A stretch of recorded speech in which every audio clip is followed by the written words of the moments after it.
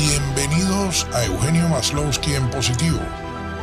La palabra presente también significa regalo, y el día de hoy es un regalo de Dios.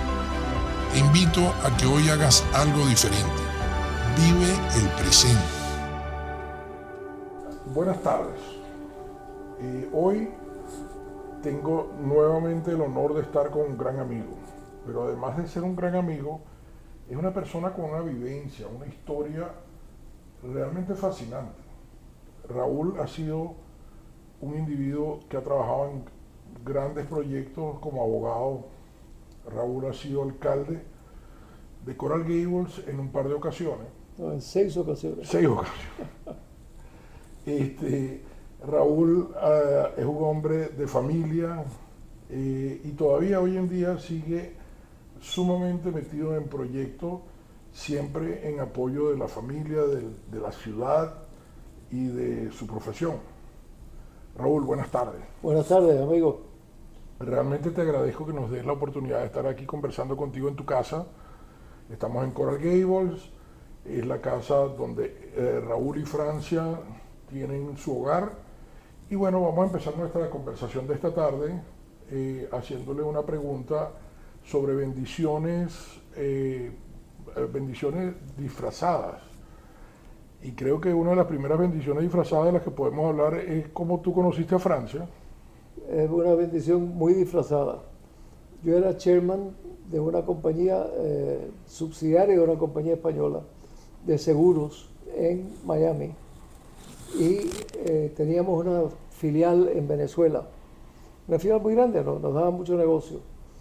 Y todas las navidades, todos los diciembre teníamos una fiesta de Navidad de esta compañía. Eran las fiestas más aburridas del mundo, porque tenían coros de niños, lo cual suena muy bonito, pero era un coro de niños de 5 años que cantaba por 1 hora, y un coro de niños de 10 años que cantaba por otra hora, y un coro de niños de 12 años que cantaba por otra hora. Y te pasaba oyendo a estos niños que a veces cantaban bien y a veces mal, pero 4 horas de coro de niños era espantoso. Y Francia era una ejecutiva de esa compañía. Y yo, cuando estaba desesperado, pues buscaba a una persona interesante, Francia, que era muy bonita, o es muy bonita, y me ponía a conversar con ella. Y después de 2 o 3 años de esto, pues llegamos a establecer relación y acabamos casándonos. Qué maravilla. Acabamos casándonos, pero por fiestas aburridas fue que nos conocimos. No, y es que esas son las bendiciones disfrazadas que uno a veces no entiende, porque uno dice, oye, qué fastidio con este tipo de situación. Sí. Yo me separé de un socio, yo hice tal cosa, y después muchas veces termina siendo algo interesante, sí. Entonces, sí. Es bonito ver eso, y bueno, ya ustedes tienen casados una barbaridad de años. 31 años, sí. 31 años de casado. Tuve otra experiencia como esa, ya esta de juventud. Yo estaba en 3er año de bachillerato, en 1er año de bachillerato en Cuba, y saqué todas las mejores notas del mundo ese 1er año. Batista, en el 57, era muy peligroso para los jóvenes porque te veía la policía y te llevaba preso pensando que tú eres revolucionario, que eras fidelista. Y mis padres me mandan a estudiar al norte, o sea, aquí en los Estados Unidos, y a un colegio en Lake Placid, New York, con un frío espantoso, menos 30, menos 35, esquiando, hockey, yo no tenía nada que ver con eso. Paso el 1er año a regañadientes y bastante mal, y tengo que pasar el bachillerato, el 2º año en el verano. Al 2º año voy para allá y entra Fidel y prohíbe la compra de dólares. Y entonces mis padres me tienen que sacar del colegio porque no podíamos pagar el colegio. De regreso a Cuba y tengo que pasar el 3er año de abril a junio, julio. Bueno, me quedo en Cuba y para entrar en el 4º año ya yo estaba quemado. Yo estaba quemado de estudiar aquí en inglés, de estudiar allá en español. Y yo salía de mi casa todos los días con mi uniforme del Colegio de La Salle, con la corbata azul, y eso. Me escondía por atrás de la casa, sacaba mi bicicleta del garaje y me iba a pasear por toda La Habana en bicicleta. Conozco La Habana perfectamente a los 15, 16 años. Imagínate, ni me molesté en tomar el examen final de 4º año. Salimos de La Habana en junio, el colegio se acabó en mayo, tuvimos que salir de La Habana porque Fidel confiscó todos los colegios. Cerró los colegios, votó a los sacerdotes y a los hermanos, votó a todos los religiosos, y llegamos a los Estados Unidos y me inscriben en un colegio. Bueno, sus notas, las únicas que habían sobrevivido en Cuba eran las notas mías de primer año, que eran maravillosas, como te digo. Y yo me digo a mí mismo, tengo que cambiar, porque yo si sigo así voy a acabar siendo portero, siendo bartender, si llego a eso, de algún lado, y saqué unas notas muy buenas en cuarto año aquí.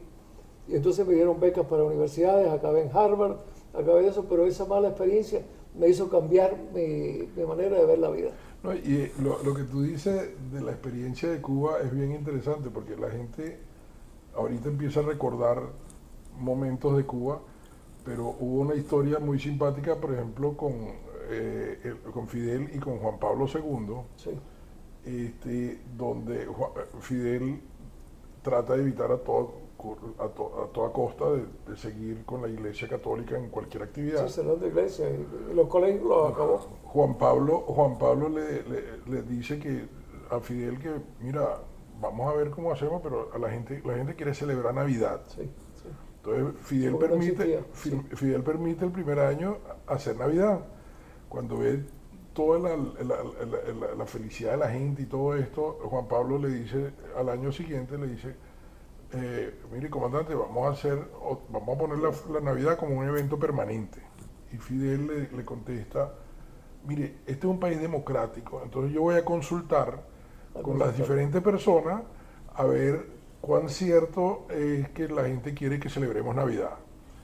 Y al final, como todo el mundo le decía que sí, fue donde el rabino judío y le dice, rabino, ¿usted cree que nosotros debemos permitir que se celebren Navidades en La Habana?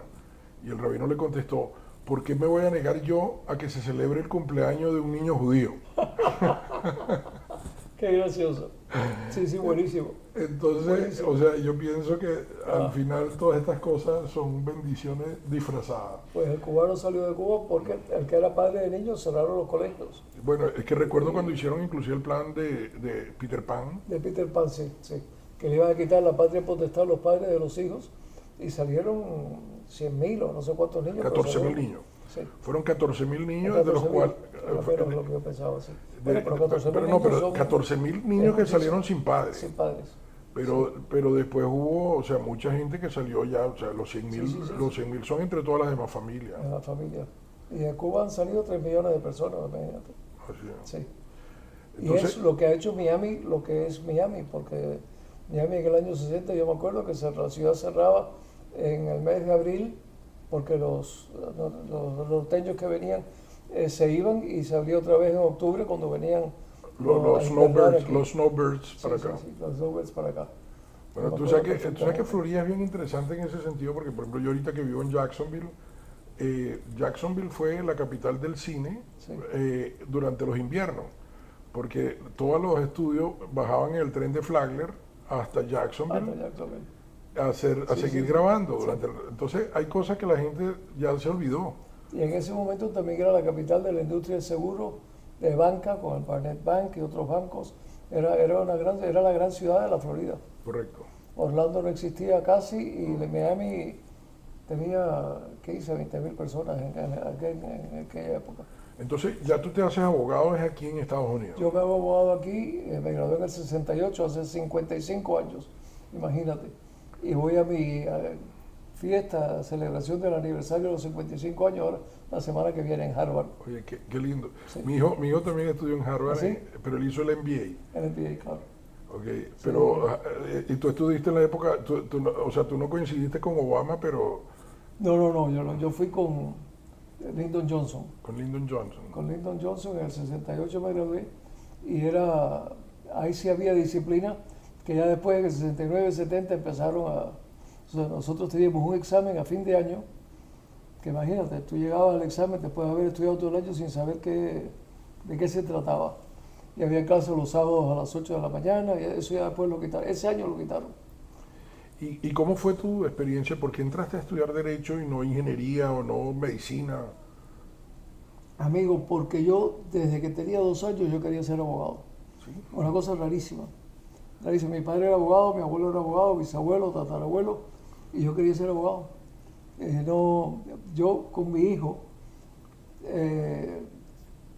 tenía 2 hijos, o sea, el mayor y el menor, y tengo una hija en el medio. Al mayor le dije que yo quiero que tú seas abogado, quiero que seas abogado, quiero que seas abogado. Le gustó todo menos ser abogado. Y al hijo menor, yo quiero que tú seas, digo, al hijo menor, como me fue tan mal tratando de que el primero fuera abogado, no le dije nada y no fue abogado tampoco. O sea que Entonces la tradición de la familia de abogados se acaba. La familia se acabó ahí. Sí. Okay. Tengo una hija abogado, pero no ejerce, trabaja en la Universidad de Miami. Okay. ¿Da clase o algo de eso? No, es administradora. Okay. Es decana de estudiantes, sí. Y el derecho me imagino que te ha traído satisfacciones maravillosas. Me ha traído muchas satisfacciones. Y para mí es una profesión muy bonita porque es muy variada. No es como el médico que se pasa todo el tiempo viendo riñones o pulmones o lo que fuera, o el arquitecto haciendo casas, eso, sino a veces tiene concesiones madereras. Yo he tenido concesiones madereras en Liberia y compra de aviones y fundando bancos, y en Venezuela he ido mucho con 20 negocios. Es una profesión muy variada y muy interesante. Claro. Muy, muy variada. Sí. Y, o sea, dentro de todo eso, ahorita, por ejemplo, conversábamos de que tú has tenido la oportunidad de, como lo mencionaste, de estar en múltiples países, porque, sí, por ejemplo, sí. Bolivia, tú me hablabas que en este momento estás trabajando con Bolivia. Estoy trabajando con Bolivia, estoy trabajando con Paraguay, mucho con Argentina, trabajaba mucho con España, ahora menos, mucho con Francia, ahora menos, Venezuela toda la vida, hasta hace 10 años. Y no voy a Venezuela porque los venezolanos están aquí, no sí. Porque yo vaya. Sí. Colombia, toda Centroamérica, Costa Rica, pues Salvador. Yo fui cónsul honorario en Salvador por muchos años, por haber pasado mucho tiempo en El Salvador. En Costa Rica iba una vez al mes. He ido en muchos países. ¿Y simpatiza ahorita con Bukele, ya que fuiste cónsul? Bukele es muy controversial. Claro. Muy, muy controversial. Ha pacificado El Salvador. Las maras estas te cobraban peaje a todo el mundo. Claro. Y hay 40.000, 50.000 mareros en la cárcel, lo cual me parece bueno. Por otro lado tienes los derechos humanos, pero ahí entonces entra uno justamente en la controversia de... también las víctimas tienen que tener derechos humanos. Es correcto. Sí, eso fue una de las cosas que, por ejemplo, yo el otro día comentaba con John Rutherford, que yo le preguntaba si él estaba a favor del Second Amendment o no, sí, en la Constitución. Y él me decía que él sí estaba, porque él dice, el arma como tal no es peligrosa. Sí. Lo que es peligroso es el ser humano que la utiliza. El ser humano que la utiliza, y yo estoy a favor del Second Amendment, pero tampoco en manera desmedida como está. Yo no creo que todo el mundo tiene derecho a comprar un arma si estás loco, si tienes problemas criminales, si tienes problemas mentales, si eres terrorista. Yo creo que esa gente debe de hay que filtrarla, hay que calificarlas. No, es que yo sí creo, yo estoy de acuerdo contigo de que pueden haber ciertas regulaciones, sí, claro, pero al final del día uno tiene que decir, espérate, tenemos derecho a defendernos, porque fíjate lo que está pasando en España y en otros países, donde de repente una persona en defensa propia, aunque tenga 78 años, termina yendo a la cárcel. Termina yendo a la cárcel, sí. Por defenderse de defenderse de alguien que te entre en la casa. Que te entró en la casa. Claro. Pero bueno, mira, yo pienso que dentro de todo lo que tiene y lo que tú dices, lo que tiene el derecho es que además tienes diferentes ramas. Sí. Porque tú tienes las ramas de administrativas, tienes las ramas civiles, tienes las ramas civiles, y dentro de las civiles yo no soy litigante, pero dentro de las civiles te digo, hay todo tipo de cosas interesantísimas. Yo hago mucho internacional y es fascinante. Ahora estoy trabajando en un puerto, en un país suramericano. He trabajado en compra de aviones para aerolíneas, establecimiento de bancos aquí para clientes extranjeros, propiedad intelectual, claro, marcas de compañías argentinas y otros países que quieren venir aquí. Es fascinante. Sí, no, definitivamente si a ti te apasiona, o sea, lo importante yo pienso es que de todas las profesiones es que uno lo apasione lo que uno hace. En un momento fui el abogado que representaba a los aceituneros de España. Conocía tanto de aceitunas que era, vaya, en un momento se convirtió mi conversación en la industria de aceitunas y era aburridísima.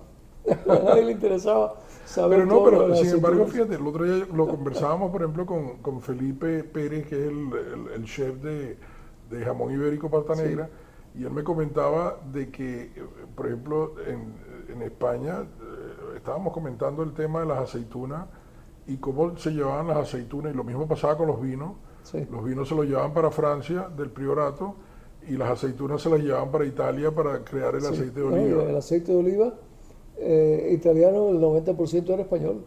Es correcto. Sí. Se vendía con la marca italiana, pero el 90% era Y español. mucho del vino Bordeaux que nosotros nos tomábamos Sí. era del Priorato. Sí. Así que entonces llega un momento en que uno de repente dice, Dice, o sea, ¿qué estoy tomando? ¿Qué estoy comiendo? Sí. y ahí Sí, es donde sí. viene lo interesante de lo que tú dices. Yo personalmente tengo una experiencia maravillosa contigo, porque yo me acuerdo cuando yo me acerqué la primera vez a plantearte la posibilidad de crear una fundación sin fines de lucro para educar a través del arte. A través del arte, sí. Y lo que no hizo nadie aquí por mí en el estado de la Florida ni en los Estados Unidos fue llevarme a donde los socios especializados que ustedes tenían Sí, claro. en crear una fundación sin fines de lucro Sí. y además hacerlo ad honorem. Que no es fácil porque como no pagas impuestos, pues la administración de impuestos te examina muy detalladamente. Y hoy en Sí. día nosotros gracias a eso estamos produciendo el Toro Film Festival en Jacksonville, Imagínate. que este año además como premio maravilloso, y eso yo quiero que tú vengas a ese evento, Iré sin falta. porque los 3 premios que vamos a otorgar son 3 becas por $240,000 Wow. de la Universidad de Jacksonville Maravilloso. para estudiar cine. Entonces, Maravilloso. o sea, yo creo que, mira, uno tiene que además de hacer cosas que a uno le complazcan, uno después que empieza a tener éxito, uno tiene que darle Sí, a la sí, comunidad sí. de vuelta. Hay que darle a la comunidad de vuelta. Y yo por eso fue que me metí en política. Que Aparte eso ya de vamos a hablar. pensar. Todavía no, o sea, primero normalmente una de las cosas que yo hago en este punto, cuando estamos más o menos a mitad de la conversación, yo busco una frase motivadora de alguna persona que esté relacionada con el tema de la persona con la que yo estoy conversando. En el caso tuyo, hubo una persona que se llama Ram Emanuel, Manuel, sí. que hizo una cita que a mí me encantó, un quote, dice, "In cities, we stand on the shoulders of those who came before us." Y eso es verdad, porque una de las cosas que yo hago la reflexión ahí siempre cuando leo esta frase es que nosotros a veces creemos que nosotros estamos construyendo totalmente un mundo nuevo, y en verdad no. En verdad nosotros siempre tenemos que partir de una base que ya existe antes de nosotros. Y ahí es donde viene la parte interesante. Para tú haber sido en un momento alcalde durante 6 ocasiones 6 ocasiones, sí. de Coral Gables, debe haber 2 cosas. Una es qué te motivó a entrar en la política, y lo segundo es qué era lo que te gustaba y lo que no te gustaba de lo que existía, que hizo que en un momento tú quisieras continuar un programa o dejar. Yo me gradué de la Universidad de Harvard, de Escuela de Leyes, en el 68, y empecé a trabajar como abogado de impuestos en Nueva York. Y en el 69 me manda a la compañía que era Exxon o ESO a Caracas a ser abogado principal de impuestos de la compañía mayor productora de petróleo en el mundo en ese momento, que era la Creole en Venezuela, Que era parte de la Exxon. que era parte de eso. Y en el 71 me cansé porque estaba muy especializado en la sección 901, 904 del Código de Impuestos, y yo no quería pasarme toda mi vida en eso. Encajonado. Encajonado en eso, y además, si era muy bueno, que yo era bastante bueno, mi próximo destino iba a ser Libia o Hong Kong, no quería eso. O Canadá. O donde fuera. Y si era muy, muy bueno, me iba a jubilar a los 50 años en New Jersey. Sí. En Rutherford, no me acuerdo dónde, en New Jersey, que tampoco, Bayonne, no me acuerdo dónde. Y me vine para aquí, abrí mi propio bufete con mi padre, y desde entonces estoy viviendo en Coral Gables porque me encantó. Coral Gables en ese momento era una ciudad pequeña, 20, 25 mil personas. ¿Estás hablando de qué año? 71. Y era muy pequeña. Y tus abogados era el abogado que estaba en la esquina, el contador, el médico de cabecera y el vendedor de seguros, que no es. Y aparte, me dice el jefe del Partido Demócrata en West Virginia que nosotros teníamos suerte que no teníamos mineros no teníamos mineros de carbón, coal miners. Yo digo, nosotros tenemos coal miners, porque el abogado que era sole practitioner, el vendedor de seguro, el contador, el médico, ahora el abogado son 3 o 4 bufetes de 1,000 personas en downtown. El médico está en el hospital Baptist o en el hospital no sé quién. El contador ya no existe, solo de por sí está en Pete Barwick o en KPMG o lo que fuera. El abogado está en el gran bufete de 1,000 personas. Eso ya no existe. Nosotros tenemos nuestros coal miners que no tenían nada que ver con el carbón, pero ha desaparecido. Esa persona trabajando ha desaparecido.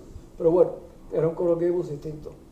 Y me metí, yo fui vice-chairman de la Filarmónica de la Florida, me metí después en la Filarmónica del MISO, fui chairman del patronato del Museo luego de la universidad, estuve en la junta de la universidad, junta directiva, y estaba metido en tantas cosas que en el 84 alguien me dice, ¿por qué no te metes en política? No se me ocurrió, pero una vez almorzando con un amigo, me había tomado 3 o 4 vinos. Digo, es verdad, ¿por qué no me meto? Y me metí. Y para sorpresa de todo el mundo, y más la mía, gané en el 85 y concejal, puesto de concejal. En el 89 me postulé por alcalde y perdí. Pero en el 93 me postulé por alcalde y gané. Fui el primer concejal hispano, el primer concejal no anglo, y fui el primer alcalde también no anglo, lo cual me sentí muy satisfecho porque cambió Coral Gables en ese sentido. Es que yo recuerdo, fíjate que yo vengo a Coral Gables, como te lo comentaba hace un rato, desde el año 76, porque yo trabajaba con Dow Chemical y el edificio de nosotros estaba ahí en Ponce de León, que era el 2801. Que fue la primera multinacional en Coral Gables. Y fue era el único edificio alto, porque yo recuerdo que desde la oficina de Dow se veía la torre de control del aeropuerto de Miami. Eso es imposible. Hoy en día hay 80 edificios entre uno y otro. No, y lo interesante es que ahí entonces, como tú dices, la ciudad empieza a cambiar en el momento que tú eres alcalde. Cambia ahí, sí. Y he hecho mucho, la verdad. De verdad que me siento muy satisfecho porque entraron los hispanos, los latinos, los cubanos, los venezolanos, se interesaron en la política. Se interesaron en la política, y es una política muy difícil. La política municipal es la política más difícil de todas, yo creo. Es que es donde tú realmente estás en contacto con el ciudadano. Estás en contacto con el ciudadano y es el que recoge la basura, es el jefe de la policía, eres el bombero que te manda al rescue cuando a alguien, pariente tuyo, le pasa algo en la casa. Eres el que más contacto tienes con el ciudadano, lo cual es difícil porque en Washington pasan una ley y tú no te enteras hasta en abril que te suben los impuestos o te bajan los impuestos. Aquí, es correcto. te recoges la basura y al día siguiente te estás quejando. Y es interesante. Ahora, ustedes aquí también operan, por ejemplo, como en Pinecrest, que tienen un city manager que... Tenemos city manager, sí, pero el alcalde siempre es el líder. No, el alcalde es el líder, pero tú tienes un administrador muy bueno, que es una de las cosas buenas que hay aquí que en Latinoamérica no se practica, porque el administrador realmente es el que tiene que hacer que se cumpla. Que se cumpla lo que determina el Consejo Municipal, que y es el alcalde. Board of Directors. Claro. Sí, es el que lo determina. Ahora, una de las cosas que, por ejemplo, a mí me ha impresionado mucho, sobre todo en el último término tuyo, fue la cantidad de arte que tú le metiste a la ciudad de Coral Gables. Sí. Nosotros comprábamos una escultura importante al año, la escultura pública. Correcto. Para ponerla en distintos lugares. Venezolano Barrios, Rafael Barrios, la verdad que hacíamos mucho.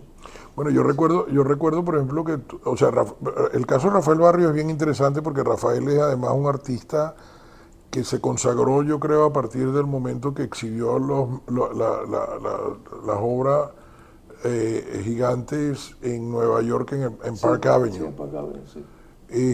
Pero además de eso, que él es un maestro de arte porque él está haciendo realmente en planos regulares, él está haciendo que se siente el movimiento. Sí. Después tú también pusiste muchas cebras con Cruz 10, creo. Con Cruz 10 hicimos, sí. Cruces de calle. Hicimos una muy importante y muy bonita, una o dos, enfrente a al ayuntamiento. Correcto. Sí, y tuve el gusto de conocerlo y estar con él antes de morir hace poco. ¿Y cómo una ciudad como Coral Gables, por ejemplo, que es una ciudad que maneja muchos recursos, logra no caer en tentaciones de corrupción como las que hay inclusive en otras ciudades de Florida? Sí, sí, sí. La verdad que ha sido, yo creo que la decencia y la honestidad de la gente que se han postulado, que espero que no cambie. Sí, eso es una de las cosas que uno siempre ha admirado Sí. Aquí. En Coral Gables, porque en otras ciudades de la Florida y del sur de la Florida, no, eso no ha sido el caso. Correcto. Ese no ha sido el caso. Que también es un gran sacrificio, porque después de 16 años de trabajo, mi retiro mensual es $600. Después de 16 años de trabajo. Bueno, yo recuerdo... Ni de eso me daba con los cigarrillos. Yo recuerdo que, sin embargo, por ejemplo, cuando Carlos Jiménez se retiró del cuerpo bombero y se metió a la alcaldía de Miami-Dade, del condado, él decía que él podía vivir con la pensión que recibía de bombero. No es el caso. Los bomberos sí, la policía, pero los políticos no. Los políticos no, pero ha sido muy interesante. ¿Alguna experiencia que te haya marcado desde el punto de vista con policías de Coral Gables o con bomberos? Ha sido muy satisfactorio, de verdad que ha sido muy satisfactorio. Los bomberos, los contratos son difíciles, o sea, negociar el contrato con los bomberos y la policía, pero hemos tenido mucha suerte en eso y tenemos un jefe de policía y un jefe de bomberos que son una maravilla, de verdad que son una maravilla. Pero hice mucho en el Merrick Park, que es el gran centro comercial que tenemos en Coral Gables. Eso antes era un parqueo de camiones de basura. Así es. Un parqueo de camiones de basura que estaba muy hundido, estaba abajo, y teníamos un laguito abajo que brillaba por la noche, con una contaminación increíble. Y yo, una vez que violé la ley, pero bueno, me conseguía 4 o 5, porque había patos ahí, patos que también eran morados y verdes y brillaban por la noche también. Los contratos, antes de que nos llegara la gente de Environment, de Derechos de los Animales, y trataran de protegerlos. Correcto. Me conseguía 4 o 5 personas para que se robaran los patos por la noche. ¿Para que los desaparecieran. Sí, para que no lleguen. No lo iban a poner, pero desaparezcanmelo.